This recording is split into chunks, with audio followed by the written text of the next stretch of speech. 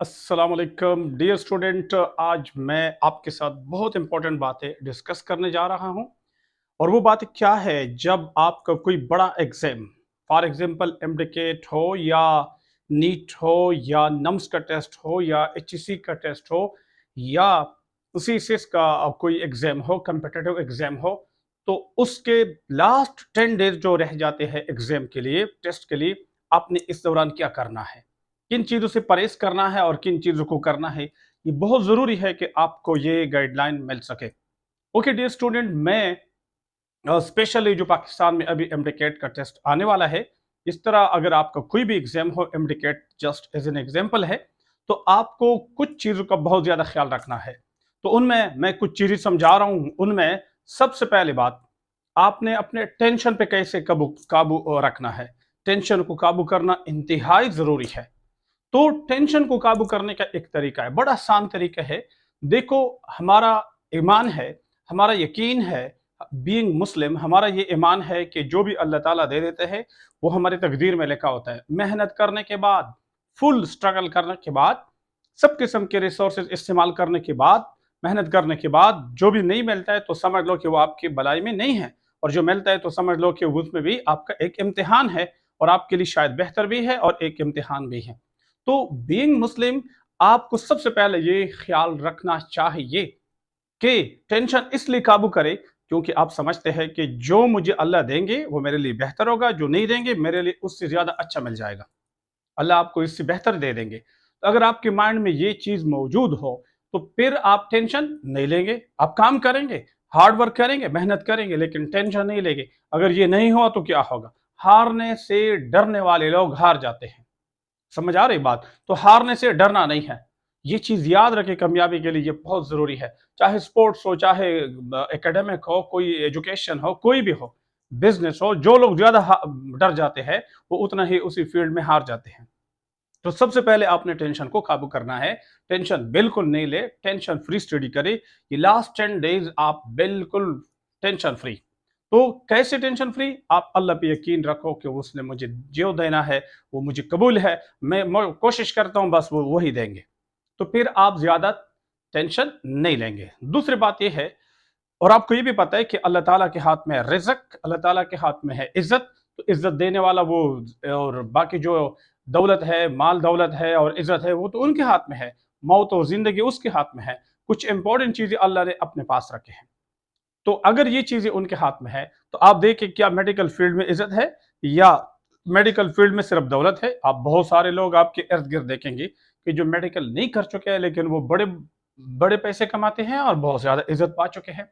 तो ये चीज आपके माइंड में हो कि अल्लाह ताला के पास इज्जत है, उनके पास जो है रिज़्क है, उनके पास जिंदगी और मौत है। टेंशन ना ले, किसी फील्ड के साथ रिलेटेड इज्जत और दौलत नहीं है।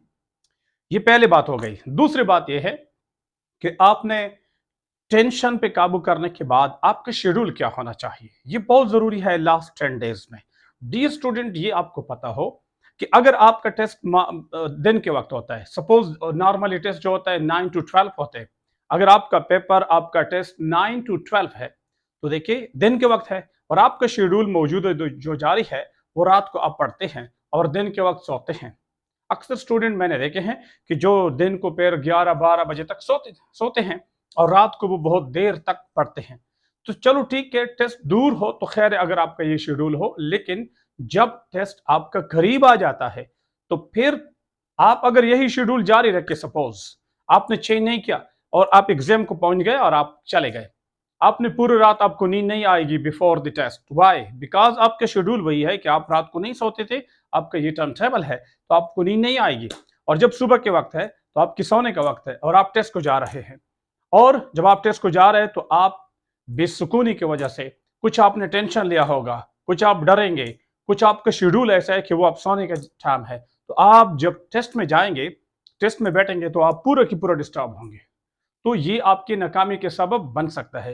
तो आपने क्या करना है, आपने शेड्यूल को 10 दिन या एक हफ्ता पहले, टेस्ट से, एग्जाम से पहले चेंज करना है।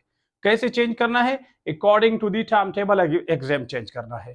तो सपोज अगर आप पहले रात को पढ़ते थे, अब क्या करना होगा? अब रात को ज्यादा लेट तक नहीं पढ़ेंगे। अब 11 बजे से बाद ना पढ़े। अगर आप 11 बजे के बाद सो जाते हैं, अर्ली उठ जाते हैं, नमाज भी आप पढ़ लेंगे और दूसरी बात यह है कि आप उस वक्त स्टडी के लिए करेंगे, तो आपका शेड्यूल में क्या फ़र्क आएगा? तो जिस दिन आप टेस्ट को जाएँगे, सुबह के वक़्त आपका शेड्यूल वही होगा, आपकी बॉडी, आपके माइंड ने सब कुछ ने एक्सेप्ट किया होगा, तो आप टेस्ट को जाएँगे तो आप अपने शेड्यूल के मुताबिक आपकी नींद ठीक-ठाक होगी और टेस्ट नाइट यानी कल अगर टेस्ट है, आज आखिरी रात है, तो आप जब रात को सोएँगे तो आपको ठीक-ठाक नींद आएगी क्योंकि आपका शेड्यूल वही है, आपकी बॉडी और आपका साइकिल वही है। तो आप सोएँगे और सुबह के वक़्त जब आप टेस्ट को जाएँगे तब भी रिलैक्स होंगे। तो 2 बातें मैंने बता दी, टेंशन पे कैसे काबू पाना है, नंबर 2 अपना शेड्यूल जो है वो क्या करना है लास्ट 10 डेज़ में या वीक में, ये बहुत ज़रूरी है।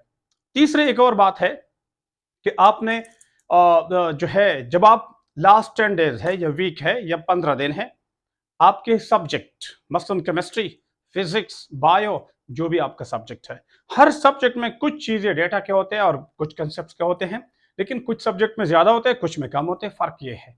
तो जो डेटा वाली चीज़ें हैं, जिनको याद करना होता है, उसको टेबल जो आपने पहले से बनाया होता है, जो डेटा बनाया होता है या किताब में हाइलाइट किया है, टेक्स्ट बुक में है, जहाँ भी है, तो लास्ट 10 डेज उन चीजों पे थोड़ा नजर रेगुलर बेस पे दौड़ाया करे, मॉर्निंग में भी इवनिंग में भी कुछ नजर उन पे रखा करे, क्योंकि डेटा वाली चीज जो है आपको बार बार रिवीजन की जरूरत है।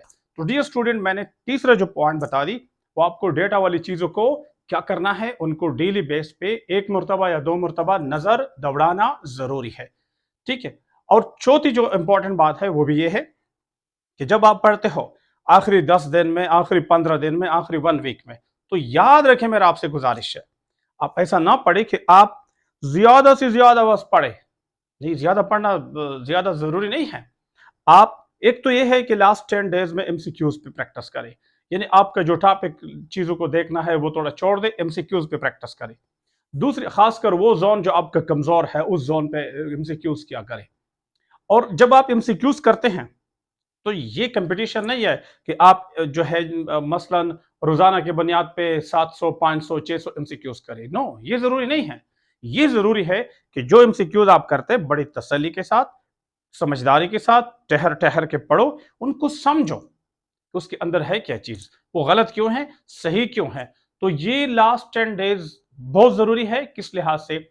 एक एमसीक्यूज पे प्रैक्टिस करना और उन जोन पे प्रैक्टिस करना जो आपकी वीक है, और साथ साथ आपने दौड़ नहीं लगाना है, स्पीड नहीं लगाना है, मोर नंबर ऑफ एमसीक्यूज के दौड़ नहीं है, आपने करेक्ट एमसीक्यूज करना है, समझदारी के साथ करना है, समझना है। तो ये 4 टिप्स मैंने आपको डियर स्टूडेंट समझा दिए। आपके टेस्ट को एग्जाम एग्जाम को जो है टाइम कम है, तो मैं जरूरी समझ रहा था कि ये चीजें आपके अंदर आ जाए। अल्लाह आपको कामयाब करे और हमारे दुआएं है अल्लाह आपको वो चीज दे दे जिसमें आपकी बेहतरी हो, और इंशाल्लाह मिल जाएगी। और अगर नहीं मिलते तो समझ लो कि आपके लिए कुछ और इससे अच्छी चीज है।